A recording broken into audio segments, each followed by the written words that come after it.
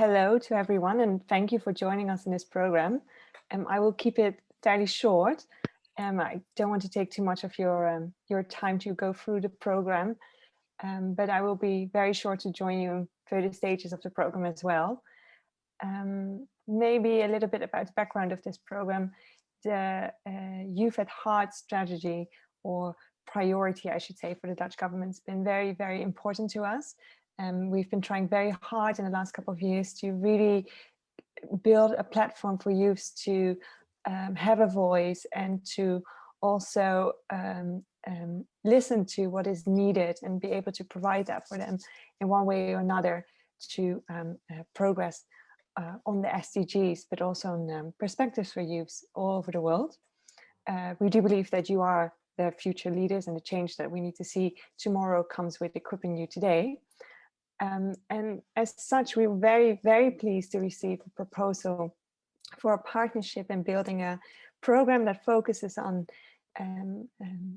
establishing the SDGs in time, hopefully, before 2030, and have a very clear look at what is needed from now on and what it is that you need. And so I really do hope that this program caters to all your questions and wishes. I have I promised I wouldn't take too much of your time. So if there are any questions, I'm happy to answer them now, but I won't bore you with long histories of priority setting by the Dutch government at this point. And I hope to join you very soon again. And that's it. Enjoy.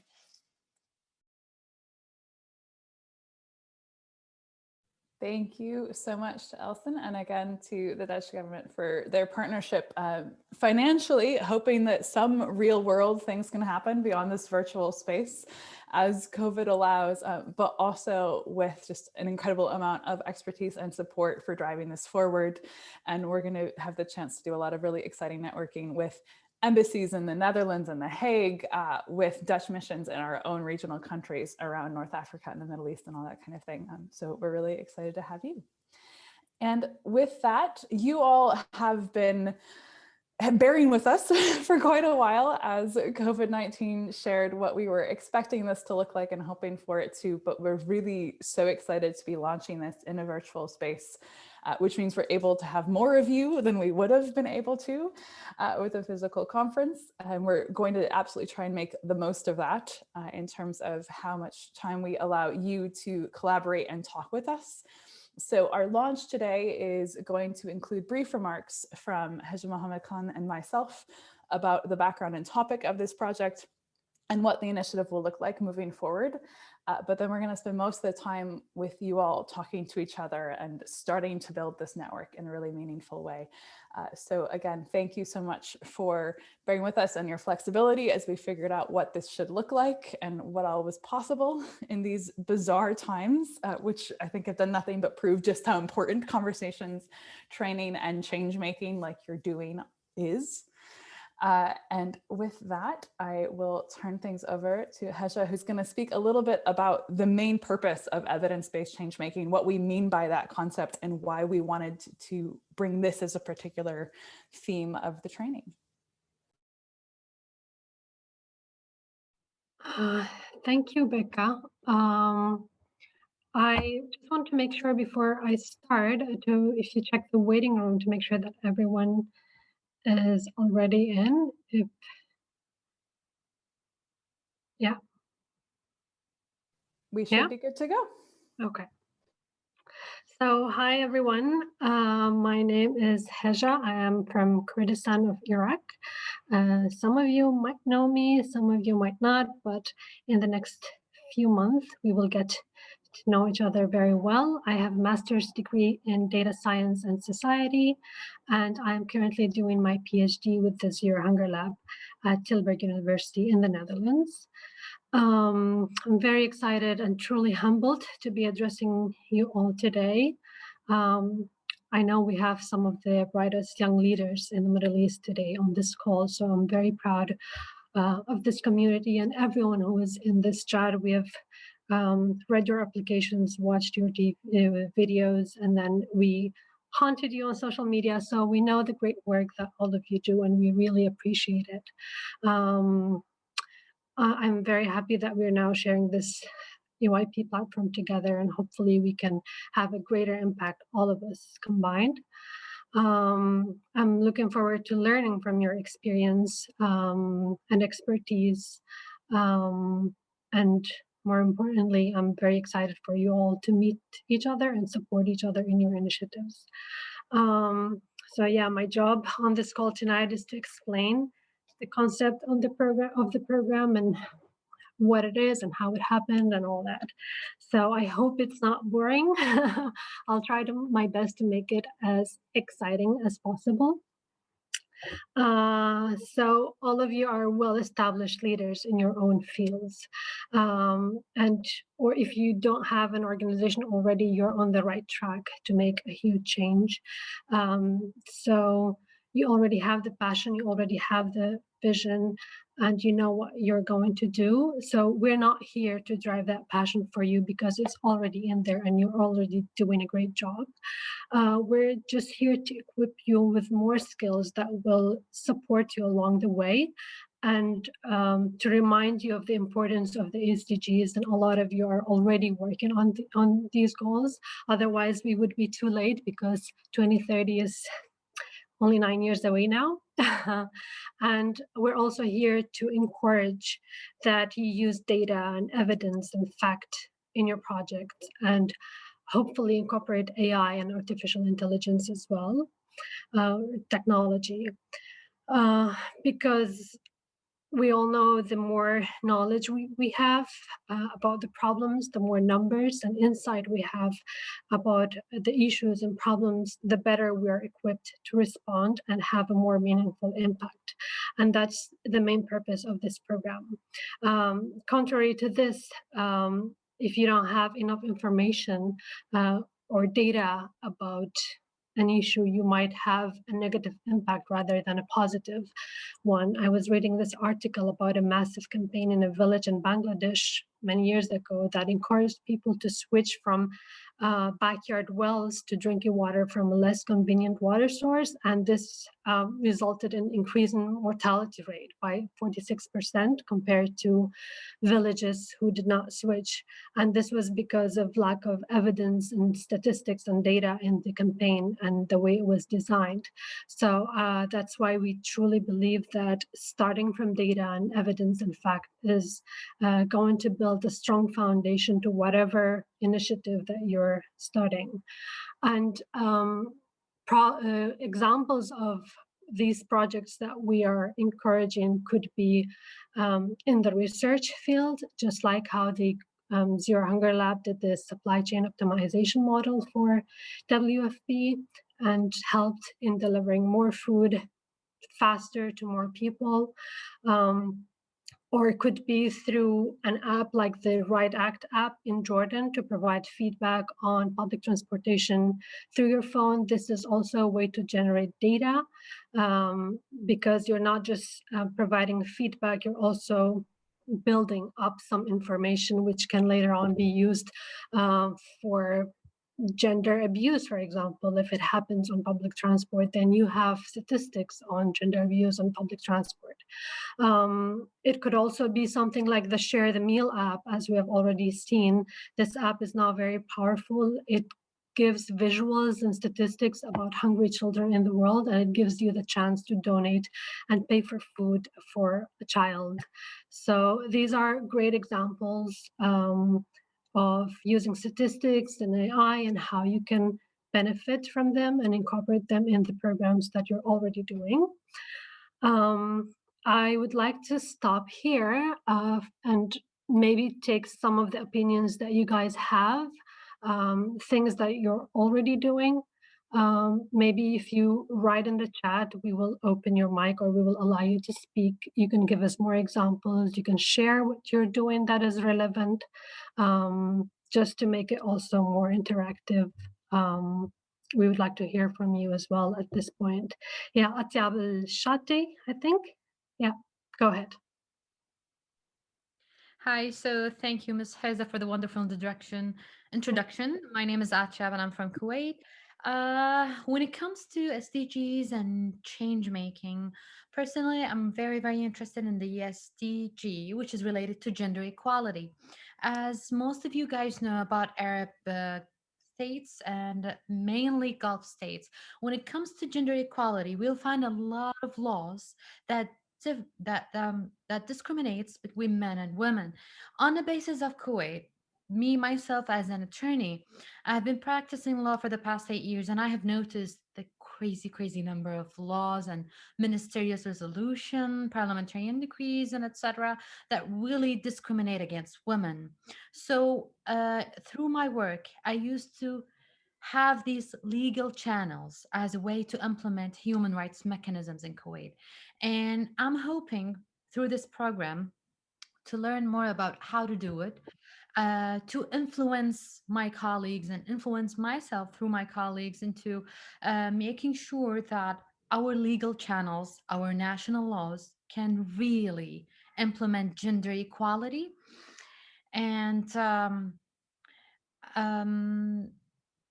when we talk about laws in Kuwait, this is my background. Okay, so I might talk your ears out. We have housing laws, we have marriage laws, we have criminal laws, a lot of laws that discriminates against women. And to be very transparent, there was also discriminatory laws against men, which means that there is imbalance in the national laws. And what we need to do is to harmonize these national laws with the international conventions and, of course, the SDGs. And this is what I wanted to share with you guys. Thanks so much, Atiab. And I think when we think about gender equity and issues of law and what's happening and evidence-based change making, the first thing that my mind goes to is just how useful it is to collect data from how many people this is happening to, right? So that we can really demonstrate this is not just one person, in one place that this has happened, right? This is a system, right? And this is going to require system change, right? So it's not just via individual lawsuits or one-on-one dialogues and that kind of thing, but rather we have the numbers to show. And I think that's something that we saw with the Me Too movement several years ago, on social media, just in terms of the numbers of people that were sharing those stories and how those anecdotes together became not just stories, but now statistics and evidence to show there is a general problem and it's going to require a general solution. Thank you, Becca. So this is taking me, because I came right on time, what you should be expecting from the program, at least the part of it that is on collecting data and statistics and using evidence. So we will have several sessions on how you can generate, because in a lot of Arab states now, the problem is not collecting and using data, is the availability of data and statistics. So we will be talking about ways we can generate, collect and use data and statistics effectively. We're going to talk a lot about using data for social good. And we're going to be talking about how we can advocate for structuring policies and procedures around data and propagating them through your organizations, and also evaluating and capacity building for your organizations with data. Furthermore, we have prepared a very important session, which is creating visuals and infographics, as this is the best way to translate your numbers to a language that people can easily understand and can be catchy for your audience. And we also have a lot of roundtables schedules, so we can benefit from your experience. You guys can share with each other what you do, and we also have some high-level speakers that would be joining, so they would be taking note and will be taking your ideas somewhere where it can be used effectively. So to provide also a background about how this program started, I was working like you guys in the Middle East. I had several organizations working in different fields, and I'm also the co-founder of Shughel Shabab, together with some amazing young leaders in the Middle East, who some of them are in the call. Today we have Azza from Oman, Ala from Palestine, Lina from Palestine, Who else do we have in the call? I cannot see them. They are the amazing co-founders with me, who we co-founded Shabab to collect evidence on the positive role that young people play in the process of peace building. So when I moved to the Netherlands to combine my social background with science, I did my master's in data science and society. Shughel Shabab was the only initiative that I could bring with me to the Netherlands to continue making an impact, because the idea of Shughel Shabab is to work remotely and collect evidence. So I was able to continue working with Shughel Shabab, even though I was now based in the Netherlands. And together with the AMENDS Global Fellows, we reached out to the Netherlands Foreign Affairs because they were also interested in supporting young people in the Middle East. And we came up with this program. Now the first part will happen online, and we will try to benefit from each other as much as possible. And then hopefully, if COVID allows, we will continue to the second phase, which will happen face-to-face in Jordan, one of my favorite countries in the world, with great food. I hope we can get to go to Jordan and enjoy at least the great weather and the food there. Before I give back the mic to Becca, I would like to congratulate one of you here in the group, Abdullah Al-Ghuraibi, and I would like to give him the platform to speak. He was just selected as Canada's 30 under 30. In the world of COVID, we don't get to celebrate our achievements. So this is an opportunity for you to celebrate that. And Ahlan. Hello, guys. Hi. Thank you so much, everyone, for congratulating me on being on the top 30 under 30 in Canada. And it's really a great honor to be a member in this program and to be selected as well for this program. And I'm looking forward to work with everyone in here, and we share thoughts to benefit each other and working collectively on the MENA region. Thank you so much. Thank you, Abdullah. And just to give everyone an idea, he is based in Canada, but he is from Yemen, and his initiative is focused on education in Yemen. Is that correct, Abdullah? Yes, I'm currently in Egypt because I have a family member who is has a treatment here, heart surgery in Egypt. But mainly I'm located in Canada, and I live in Canada for almost 8 years now. And yeah, and I'm working on education in Yemen. I founded the Education Yemen organization, which is based registered in Canada, and it's working with Yemenis in Canada and with Yemenis in Yemen, mostly with Yemenis in Yemen. And we helped a lot of students in Yemen to continue their studies abroad and to have access to education. And that's our message, is to give everyone and each and every individual in Yemen, with taking in mind the gender and inequality in Yemen, and we're giving access to girls in Yemen as well to have the chance to have access to online education through platforms that we facilitate and we coordinate with them to make it available for free for Yemenis.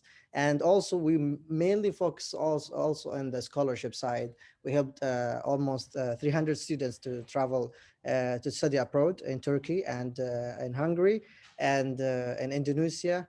And we helped and now we have a lot of community. We have over 100,000 students, Yemeni students, in our social media accounts. They are active, and they are working together to benefit each other. Thank you so much for allowing me to speak. Yeah, you're welcome, Abdullah. I know in the time of COVID, like I said, it's very difficult to celebrate achievements. So when we have platforms like this, it's I think it's only good that we make the best use of it. So thank you for sharing. And also, this is just to give everyone an idea about the amazing finalists that we have. And everyone else is as great as Abdullah. And we are just so happy to have you all. And with this, I'll give the mic back to Becca. Maybe she would like to be more interactive and involve more of you now or maybe later. I'll just leave that to her. Thank you so much for your time and for listening to me for the past, how many minutes? I don't know. Thank you so much, Hezha. We really Thank you. appreciate it. And thanks to everyone who's able to share. If you didn't get time just now, don't worry. We're going to get there very shortly. So I'm Dr. Becca Farnum. I'm the Director of Administration for the AMENDS Global Fellows, which is a network of established changemakers across the Middle East and North Africa based out of the University of Stanford.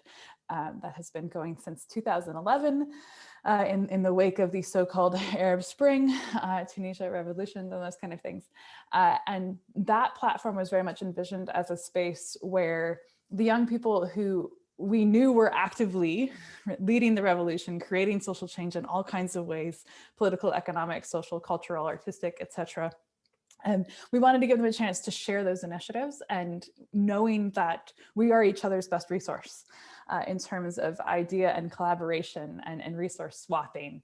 And so much as possible when we just kind of start to mingle ideas and learn more about what's happening, just a stone's throw away, knowing that it can be so difficult, especially now with COVID, right, to get to each other physically.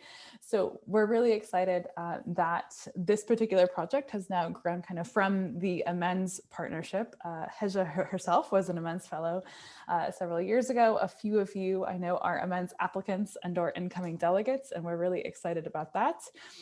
But we also wanted to kind of make the most of this year and the fact that we now have nearly a decade of running AMENDS programming and years to use some of the more established AMENDS fellows as mentors for this program. So this is really kind of conceived as a multi-tier knowledge exchange. We're going to be giving you the chance to dialogue with policymakers and engineers from Dutch and European governments, but they're not going to be talking at you. You're going to be talking back to them and kind of showcasing to them what's currently going on in the region, what you're able to make happen with what you have available to you resource-wise, what you could make happen if you had even more resources, giving them ideas and that kind of thing. And then amongst ourselves, we were so excited to receive as many applications as we did. And we've selected a kind of few different cohorts of you. So some of you will be engaging in particular kinds of roundtables and discussions. Some of you will be doing a load of skill building workshops. Some of you we're going to be asking to lead some of the skill building workshops because we know everyone here is a leader in their own right and has so much to share. And we really want to make this a collaborative space of knowledge exchange. So what I'm going to do now briefly is just kind of talk through what is going to be happening over the next few months in terms of sessions that we've already set up. And then we're going to split you all into breakout rooms by self-selected kind of themes within the SDG targets that we've seen come up in your applications and the way you're talking about your peacemaking. We're going to give you the chance to get to know each other well and give you a little bit of homework immediately to then come back and report to the larger group. So this program is about equipping young peacemakers. That's you, but realizing you can equip yourselves. So making sure that we give you all space to do that exchange. And the program kind of has three different tracks: design, develop, debate. So training workshops about evidence-based change making. What is this? How do we do that? And that is about designing impact that is sustainable and using statistics and stories to inform that, to make sure that we're doing the right kind of change making in the most effective and impactful ways. Then we're going to be building your own professional skills with a variety of webinars. There will be all kind of capacity building workshops which will be open to you and your wider networks as a global change maker. And then we'll have SDG topical roundtables. So debate, right? Like really getting into these issues. What are the sustainable development goals? What are key priorities in them? What was maybe missing when the SDGs were established? Where do we still need to really place priorities? Those kind of questions. Under the design part of this with evidence-based change making, we will have approximately one of each kind of workshop each month leading up to June. And then we'll kind of evaluate where we're at in terms of being able to host a big meeting in Amman, lots of different regional meetings, whatever. We're still figuring that out, but we will keep an eye on COVID and also brainstorm with you as things evolve. But in the meantime, in order of the months, We will be doing a design thinking workshop around solving problems. We'll be talking about leadership and growing teams, especially training for social change making. We'll be doing a session on monitoring and evaluation, so survey building, using those to inform better project results. We'll be doing a visualizing impact session about turning statistics into really appealing graphics that you can use to communicate to funders, beneficiaries, social media partners, all that kind of thing. And then developing strategy and kind of really thinking through, what does an initiative look like that is successful and sustainable and scalable and can grow? What kind of strategies and infrastructure do we need to build for a full kind of healthy organizational year? So that's all about evidence-based change making and really kind of thinking about your initiatives. We're also going to have a track that's about you and building your own skills and really making the most of you and getting you access to as many opportunities as possible. So that will include things like personal branding and how to tell stories really impactfully on digital media and in global applications, introducing yourself. So how to write resumes, biographies, CVs, applications for very picky Western English audiences and that kind of thing. We'll do one on funding education, looking specifically at international and local scholarship opportunities. That will include the UK, the Netherlands, and different programs in the US and Canada. We'll do one about crowdfunding and maximizing impact by making crowdfunding really into relationship building and donor relations, as well as getting cold hard cash, which all of us need to do the kind of change making that we want to and are able to. And then we'll do one about kind of growing growth more fully with grant applications and kind of the bigger partnerships with some of the big UN and international aid organizations and other sources of funding that you might start to build capacity to be ready for. So that's about initiatives for evidence change making, building your own professional skills for yourself. And then in terms of community building, right? Exploring the Sustainable Development Goals. These are going to be debates, virtual roundtables, and dialogues with a variety of experts.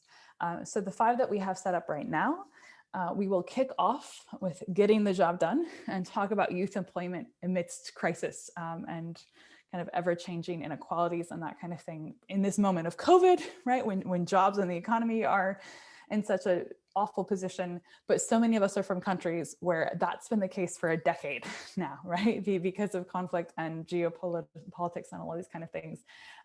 So that will be with the Dutch ambassador for youth employment and education.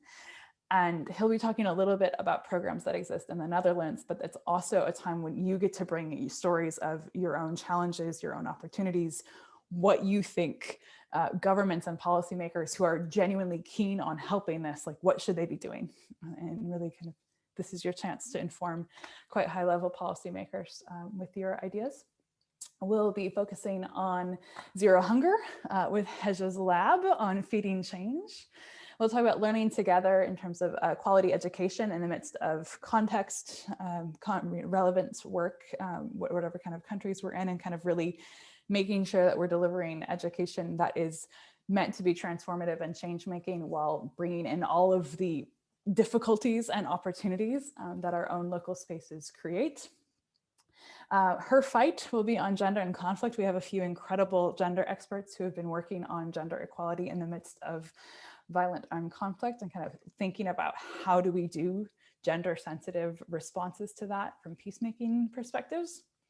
And then one on building sustainable cities, really kind of thinking about green power and what does that look like from climate action and community volunteering to infrastructure and energy engineering and all that kind of thing. But of course, that's just 5 topics, and all of those topics could be an entire training in and of themselves, right? Like people write entire PhDs and things on these. So there's so much to cover, and you all cover such an incredible breadth of expertise and knowledge. And we really want to tap into that and showcase that. So what we're going to do now is get to know each other a bit. I am going to open a variety of topical breakouts. You should be able to choose which one to jump into. So when I press the button, you should get a pop-up from Zoom that gives you the option of kind of where to go. If you have any problems, just stay here and we'll help shift you to where you'd like to be. The topics will be one on jobs and entrepreneurship, one on health and well-being, one on sustainable cities, one on gender equity, one on education, one on refugee justice, one on hunger and poverty, one on climate action, and one on peace and nonviolence. Obviously, these are overlapping themes and all that kind of thing. Don't overthink it too much. You're not committing to anything for the next 6 months. This is just a way to kind of get you all into some relevant overlapping groups. So it's just an icebreaker. Don't worry. No marriages are happening. Just jump into a room that sounds interesting to you and get to know each other.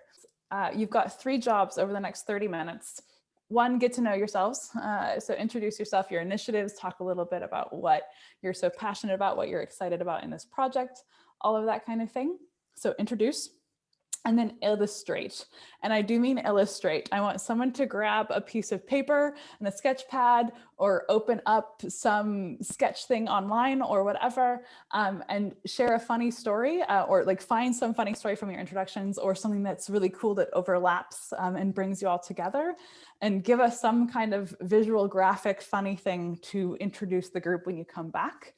And then 3, identify additional things that you want to do in training. So I've just overviewed the topics that we'll do quite briefly.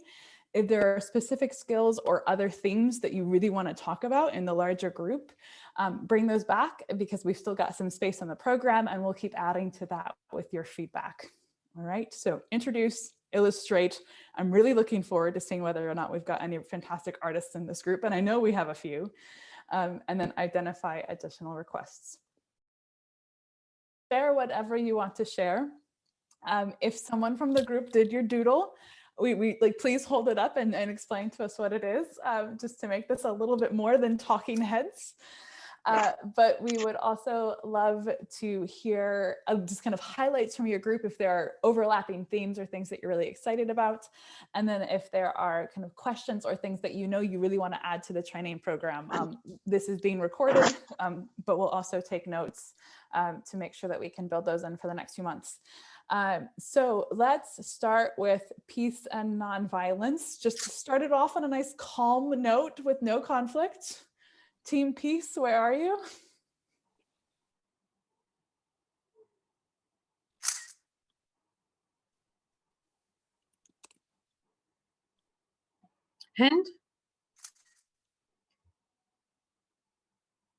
Hind, Wala, Omar. Yes. I remember all of you.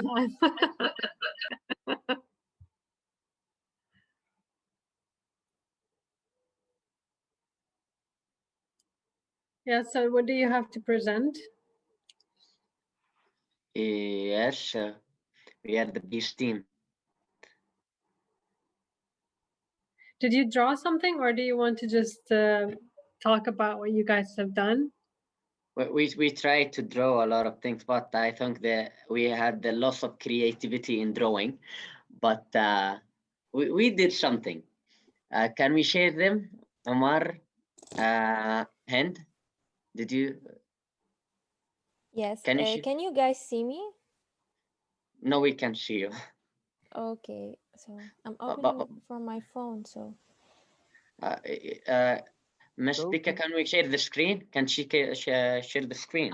Yes, I can. Whoever needs to share screen, let me know and I can give you the option. Yeah, so should I go, guys, or you'll do?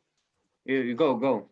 Okay, so host disabled participant screen sharing. Still waiting for that. Okay, I have it now. Just a minute. If you can all guys see that, right? This is not a lack of creativity. This is beautiful. Okay. Tell us what it means, Team Peace. we tried. Well, the domes represent all of us. You know, if it was about gender balance, it will be 3 ladies and 3 boys. And the hand represents the violence. You know, dove is a symbol of peace. The hand is a counter for non-violence. So I hope you just like it. It was kind of, we had a bit time to introduce each other and what we do. Sorry, this is what we came up with.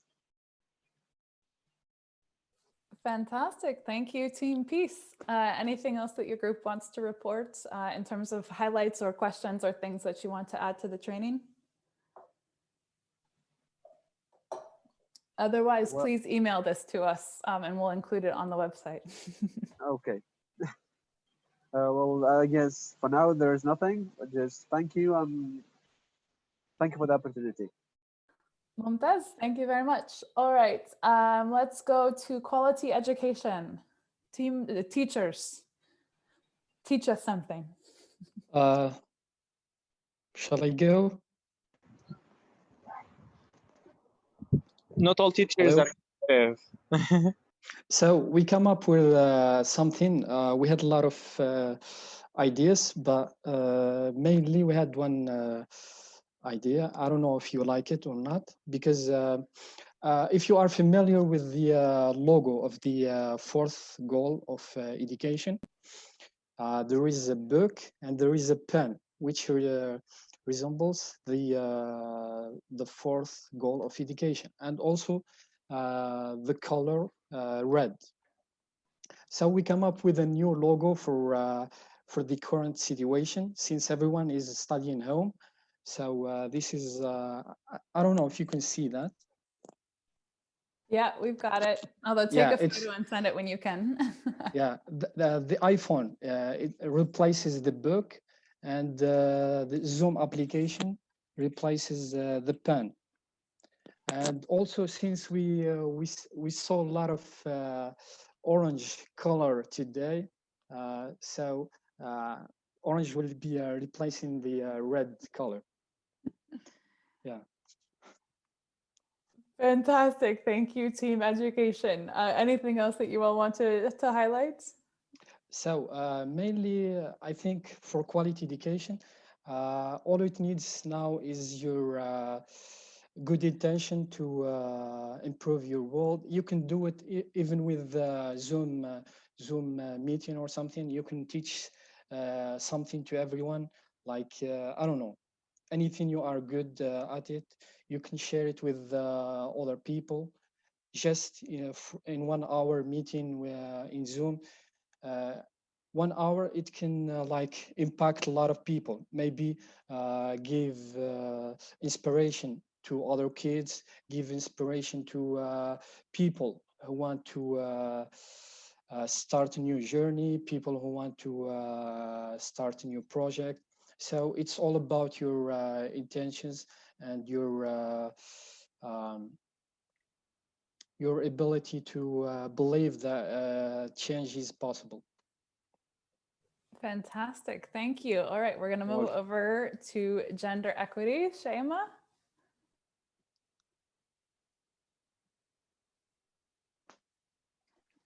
Yes, actually, Ayat would be talking. Yeah, sorry, but I will share the screen. Drums rolling. So we were looking for something funny to share, and Shaima's going to be sharing something really interesting about how our participants today, no male participant wanted to join gender equality. And we need an answer for that, period. And we saw one male, his name is Akram. He snuck into our room, okay? Couple of minutes, and then he ran out. Because actually Akram was in our group in entrepreneurship, so it seems actually he quit. I don't know where he left. I just knew. Yeah, he's like, walking in, acting like he wanted to see something, and then he saw, oh, gender equality, I'm out. No, we're upset. Women are upset today. So the question was, what are the things that we found? Sorry, I'm struggling with the internet. Come again, Shaima? I lost the connection. I'm sorry. No, it's cool. We wait. Okay. Should be able to show your screen now, Habibti. Okay. Okay, then can you see my screen? Yes. Okay. So these are heroic participants who decided to join gender equality group and face justice. Okay, so the challenges that we pointed out mainly are three. First is my daughter trying to jump in the camera. I'm really sorry for that. She's a young peacemaker too. Oh my goodness. No. Salama. How are you?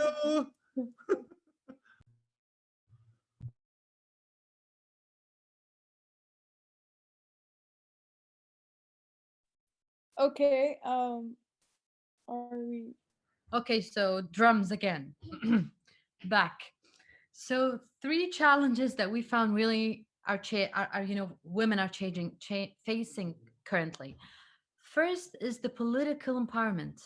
Women are not being politically empowered enough in the whole MENA region. They are not holding, let's say, decision makers and policy making positions.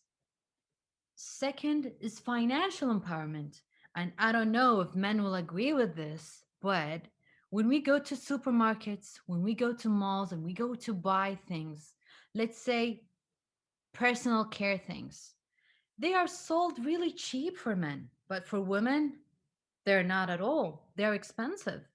And most of the jobs that women would do, the same jobs that men do, they would still get paid less. So we see that there is some kind of economic challenge or some kind of theory that is weakening women. Finally, we see cultural constraints, and my colleagues here shared with me something really essential about some women who do not believe in themselves, who do not believe in their rights, not willing to fight for their rights, and do not believe in gender equality. It has a lot of roots back to, let's say, traditions, let's say, cultural constraints.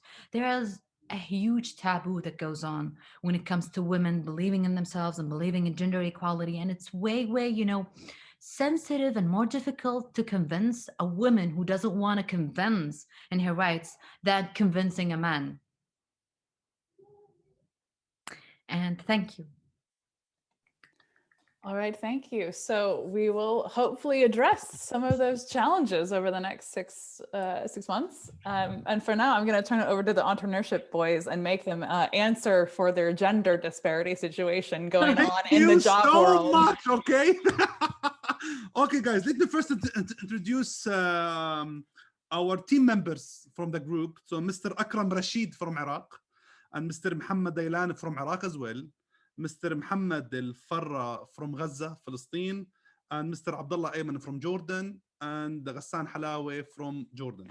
So we'll not say that we did not have any ladies on board, but we of course we do believe in many amazing women entrepreneurs that they are actually rocking everywhere. So we do believe that everybody creative enough, talented enough, skilled enough to make something wow. So as a team, we thought that all of us are amazing leaders. So do you see this? All of this we are amazing leaders. And we work together to come up with solutions and new ideas, not only as a new ideas. It's not only it's about ideas, it's about a new energy in this world. So we work together to make a better world together by sharing knowledge and know-how and skills, and interactive workshops and trainings and so on, to make as many fair job opportunities for ladies. You can see the pink, okay? You can see the pink colors, yeah? And the men in this world to make a better life. So what we see and what we suggest is how we can find a common ground and how we can collaborate together to make a better world by sharing a network, knowledge, and opportunities. We love you guys. Thank you. And gals. ممتاز, شكرا بزاف. All right, over to Nada for health and well-being.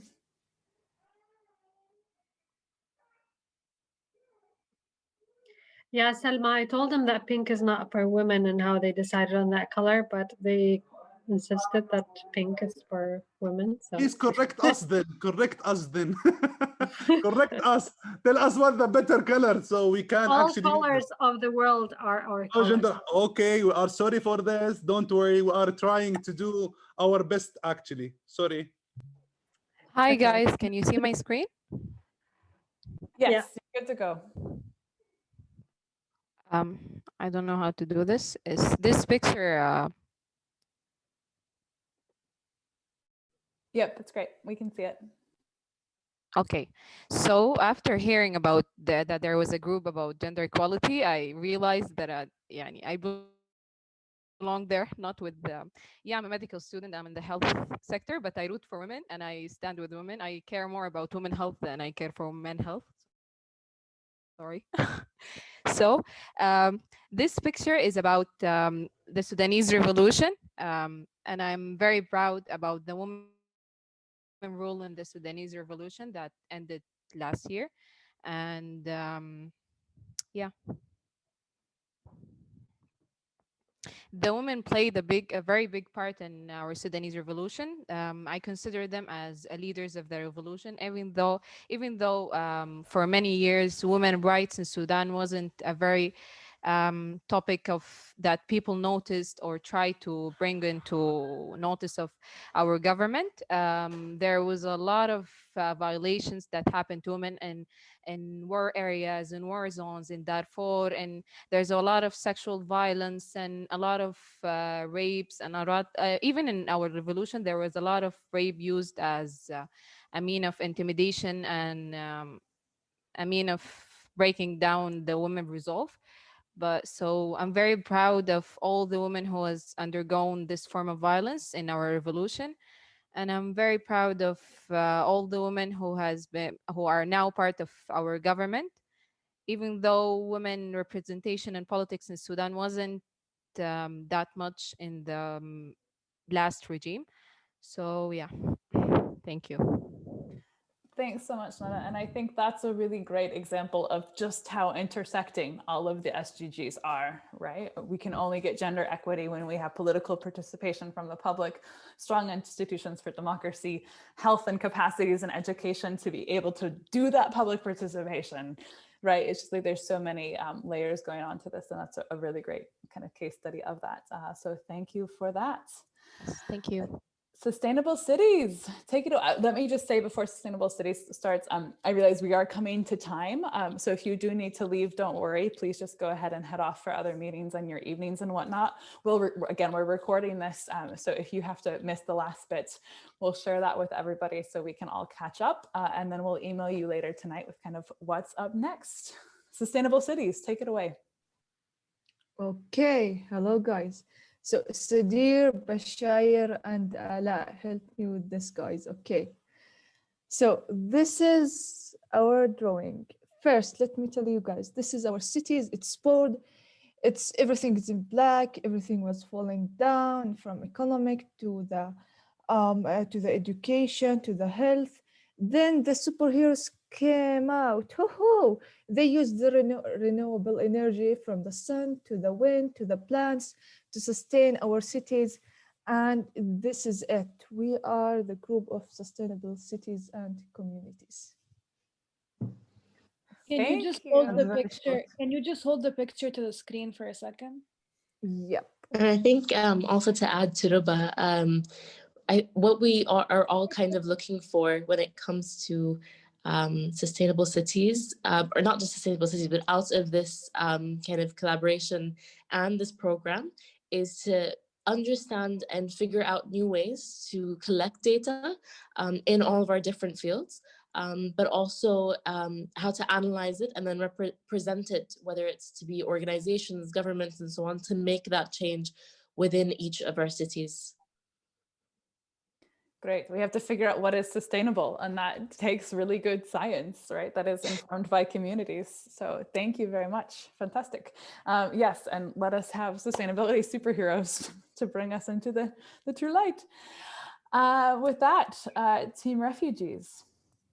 I'll be presenting on behalf of Team Refugees. So the people who are on my team are Amira, Manar, Sara, Amal, and Muzna. Muzna couldn't be here because she had class.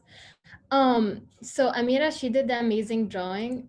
Basically, after we listed like the things we're doing and our initiatives that we're working on, we discovered that the common theme is about women empowerment and peace, especially among like refugee especially among refugee females. So Amira, do you want to share the drawing? Yeah, I did. Oh, I'm sorry. Okay, can you see? So you want to talk more about it? Basically, this is us. Like, this is Amira. That's me. That's Sarah, and that's Muzna. And it says Manar. Excuse me, Manar. And it says "Women for Peace and Security." And this is actually a thing. Like, it's actually something that's happening according to what Sarah has said. So yeah, we hope that in the region, in our region, we would like reach a point where refugee women have a say in politics, have a say in decision making, and they feel empowered financially and personally. Wonderful, thank you. I'm quite impressed with the caricatures there. Again, please, if you're sharing artwork, please do take a photo and send it through to us so we can capture all of these and tap some of the artists for future projects. Who knows what we'll have you do. Team Hunger. I should say Team Zero Hunger. We don't want hunger, just to clarify. Becca, can you give me permission to share my screen? Of course, my love. Should be good to go now. Okay. There you go. Can you see my screen? I think you can. So I had the opportunity to be in a group only with Firas, which was really nice. So we were only with the two of us. Firas Sali from Iraq, and my name is Nijke Reuske from the Netherlands. We talked about hunger and poverty, how the projects we both work on, how it fights hunger. And we talked about the training program that we think it's very diverse already, and it seems in our eyes on a good level. And actually the only thing we really wanted to mention here is that we found an opportunity in our conversation that Firas tried to use the food waste in his cities and environments to redistribute to people in hunger. And that's actually something that I really work on because one of the projects I work on is with the Dutch food banks to make sure that the hungry people in the Netherlands do get foods that otherwise would go to waste. And this is something that we would really like to talk more about in the upcoming months and maybe with other people. And that's it. Thank you.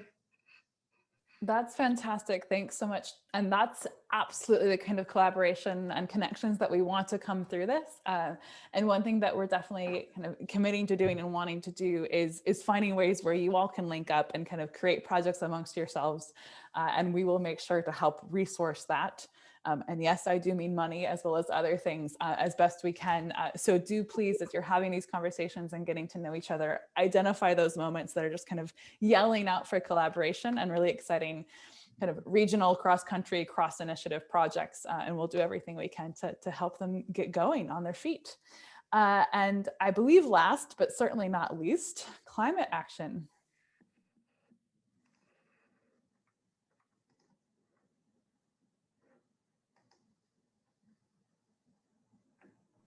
Basil? Oh, Basil had to head out, I think. Can you chat, Ahmed? Can you report a little? Yeah, sure thing. So he was writing everything, so I'm very sorry about that. But he didn't send me any copies, so I'll tell you a brief of what everyone has shared. We had Muhammad from Saudi, who's working on a very unique platform that enables everyone to contribute to planting a tree and donating to plant some kind of a tree that you choose as a user whenever that you please and wherever that you like in Saudi, which is one of the teammates, which is Ahmed from Egypt, مش أنا, the other Ahmed. He was very interested also in educating people and advocating for new ways of on new technologies of agriculture as well. So I think that both of them will be connecting together and exchanging their kind of experiences. Me and Basil has worked through this year and the past year on different online projects through the COVID-19. So we knew each other before, and yeah.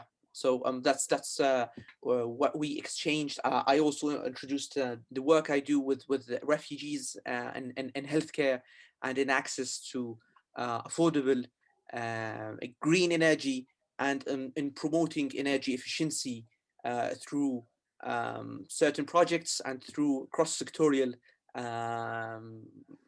aims that we try to do in Jordan. So that's the very skin and brief of what we discussed. So. Fantastic. Thank you so much, Ahmed. Thank you, everyone. I hope that you had fun getting to chat a little bit. I know the art was very impromptu and random, but I think it's just in this virtual age, it's really important that we think of kind of new ways to share ideas and then start getting ourselves out of our comfort zones and all that. So thanks for bearing with us. And we definitely got some really good illustrations. So I'm excited to see where those take us forward. I know not everyone got a chance to share fully, and so much more, of course, was said in the breakout groups that we were able to hear in this space.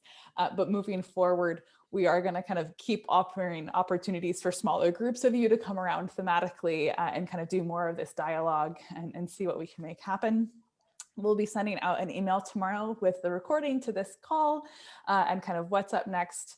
We're really, really excited to see all of you and cannot thank you enough for what you're doing already and for your interest in this program and what we know you're going to make happen as a result of it.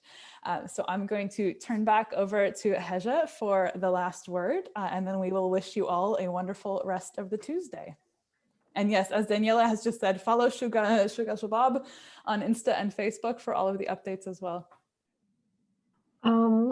Thank you, Becca, and thank you for the hard work that you put into this program. I don't want to brag about what we have done, but we have worked very hard to make the upcoming sessions as insightful and useful as possible, because I know most of you guys have already done a lot. So it was a huge responsibility for us to make sure that we're delivering something new and that your time is not wasted during these online sessions.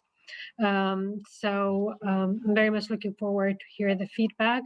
As we go forward, please continue sending us feedback and your suggestions on what we should do and things we can improve.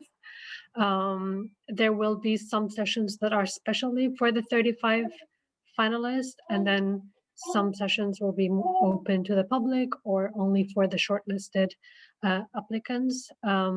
So keep an eye on your emails and or social media platforms. I see a lot of you have started creating groups on Facebook and WhatsApp. Keep us posted about those groups so we know where we send our communication messages, but always check your email, always check our page, Shughel Shabab. And we hope to see you all every week for the next 6 months. Thank you very much. Thank you. Take care, everyone. Good night. Shukran. Good afternoon for those of you. very much. Good night. Thank you. Bye-bye. Bye. Take care. Thank you, guys. See Thank ya. you. Everyone. Thank you.